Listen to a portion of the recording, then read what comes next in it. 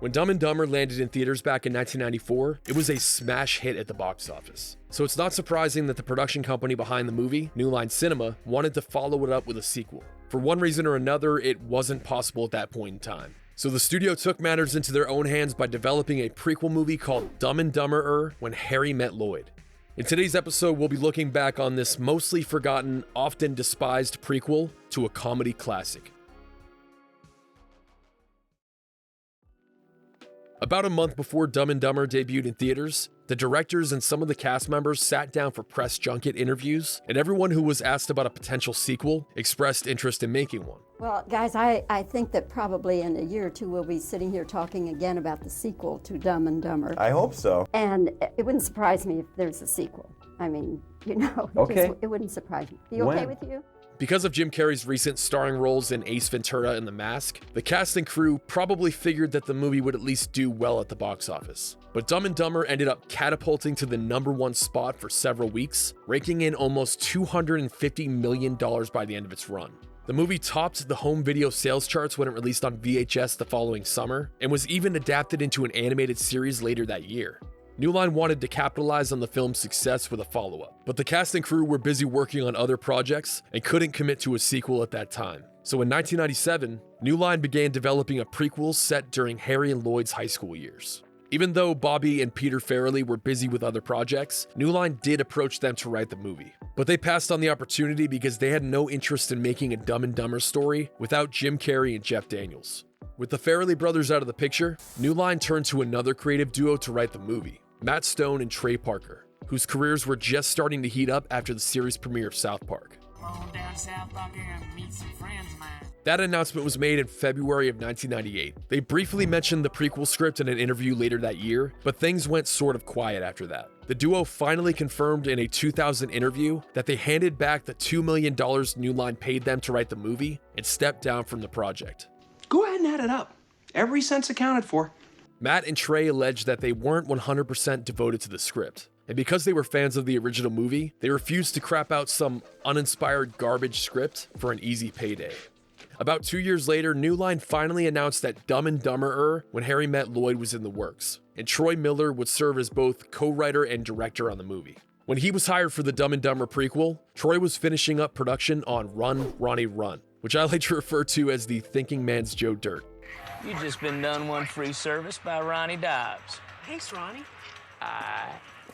With the director locked down, the casting process started in fall of 2002. I went into audition originally for Lloyd's character, which is how they pretty much casted the entire thing. Everybody pretty much went in for Lloyd and Harry's character, and the funny ones they picked out and gave them roles. All of the audition footage for Dumb and Dumberer is available on the DVD, and even someone as blind as Billy the Parakeet Boy could tell you that Derek Richardson and Eric Christian Olsen were, in terms of their mannerisms and physical appearances, really good choices.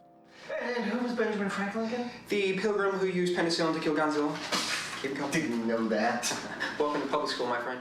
Apparently, the studio thought that Eric was too good looking to play Lloyd, so the director threw a bowl cut wig on his head, and they shot some rough test footage of the duo in action. I hate you! Harry, you don't hate me, you love me. You're just conflicted. You're a child. You're a Dawson's Creek youth. Not a You creek! Once the executives at New Line saw that footage and how goofy looking Eric looked with Lloyd's signature pumpkin pie haircut, they gave the green light to start shooting the movie. All right, let's roll. This is my favorite time of day, Harry. Yeah, it's nice. Yeah. Dumb and Dumberer takes place in Providence, Rhode Island, about 7 years before the events of the first movie. Lloyd Christmas lives in the basement of a high school with his adoptive father, and Harry Dunne, having been homeschooled his entire life, is being sent to public school for the first time. Harry and Lloyd collide with one another, revealing the origin of the iconic chipped tooth. This leads to one of the only dialogue exchanges in the movie that makes me laugh every time I hear it. Somebody chipped my tooth. How do you think I feel?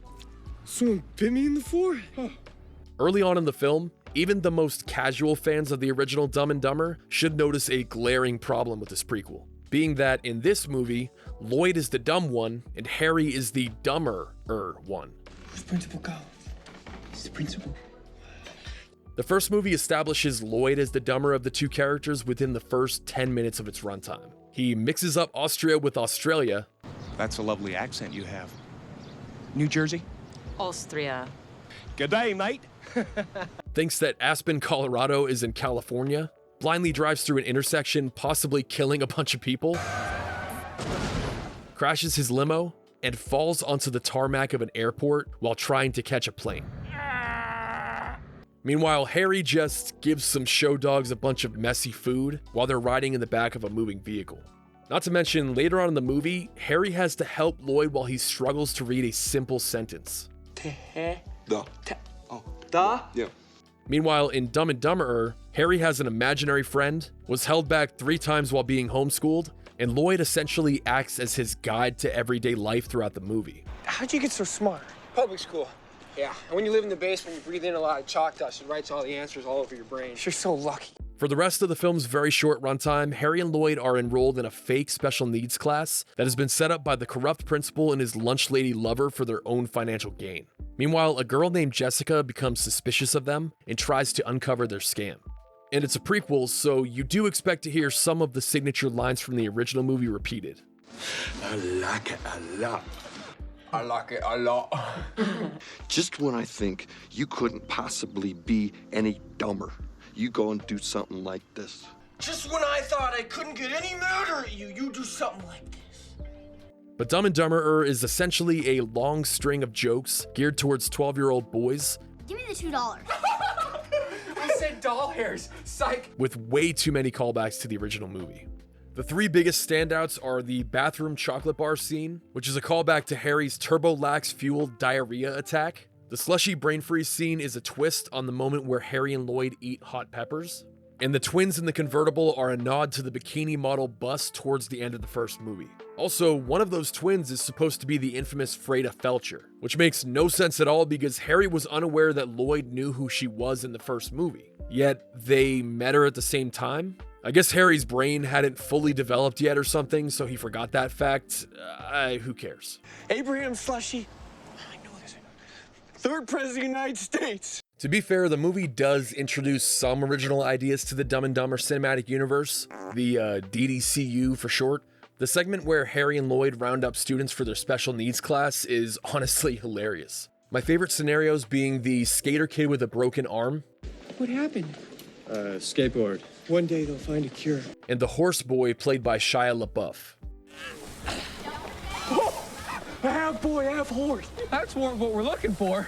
He's super special. As a super fan of Even Stevens in my youth, I always felt like Shia was a bit underutilized in this movie, but his reaction when the short bus goes over a jump during the chase scene is pure gold. By the way, that short bus was randomly reused for like 3 seconds of footage in the movie You, Me, and Dupree, and is currently owned by a car museum in the Ozarks. That's a real school bus. They actually, Monsters Garage, Jesse James, he actually did all the work on that and shot it down into a short school bus. But I also really like any scene with Bob Saget. He's shit everywhere. There's shit everywhere! As well as Brian Posehn as the disgruntled metalhead gas station attendant. Yeah, I peed in those. Enjoy. A role that he sort of reprised in the music video for the song Wires by Red Fang. Earlier in the video, I mentioned that director Troy Miller co-wrote the movie. Well, the final script was based on an original story by Robert Brenner, who also received co-writer credit. And if you don't know who that is, well, you shouldn't, because he was a one-and-done screenwriter. In a town like Hollywood where people tend to, as Kevin Smith once put it, fail upwards. Because in Hollywood, you just kind of fail upwards. It's very uncommon for someone to write a script for a $19 million movie and just fade into obscurity. Auf Wiederschnitzel! But while I was looking at the credits for this movie, I noticed that Robert was credited as an executive producer alongside Richard Brenner. Richard is the current president of New Line Cinema and worked as a production executive for the studio when Dumb and Dumberer was released. I can't figure out their exact relationship, but Robert must have been a brother or cousin of Richard's who crapped out a story outline for a Dumb and Dumber prequel and had it greenlit solely because of his relation to a powerful individual at the studio. Did you pay somebody to write this? Is this somebody's, the writer of this script, somebody's f***ing cousin? I think New Line just completely misunderstood their audience and forgot that Dumb and Dumber was a stupid comedy for smart people, whereas the prequel was just plain stupid. Did you at least enjoy yourself? No, it was a complete waste of time.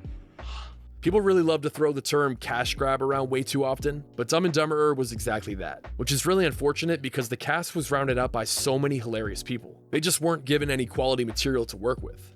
Dumb and Dumberer ended up making just under $40 million worldwide on a reported budget of $19 million. It wasn't a complete bomb, but it definitely didn't do as well as New Line had expected. That reported budget usually doesn't include advertising costs, and the marketing campaign for this movie was really aggressive. I remember seeing a billion commercials for it back in the day. Not to mention, these promotional t-shirts and bowl cut kits couldn't have been cheap to manufacture.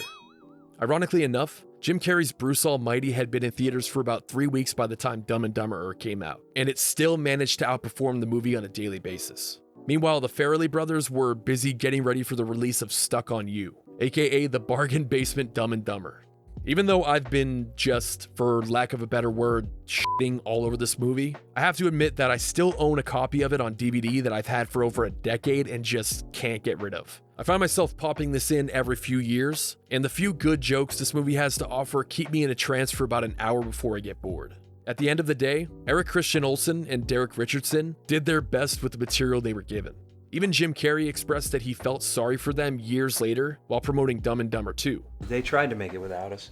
It doesn't work. They tried. I felt sorry for those guys. But we'll talk about that one in a future video. That'll do it for today's episode. I hope you enjoyed it. Drop a comment down below and let me know what you thought about Dumb and Dumberer. It really helps out the channel, and I'm curious about everyone's opinion on this movie. As always, thank you for watching, and I'll see you on the next one.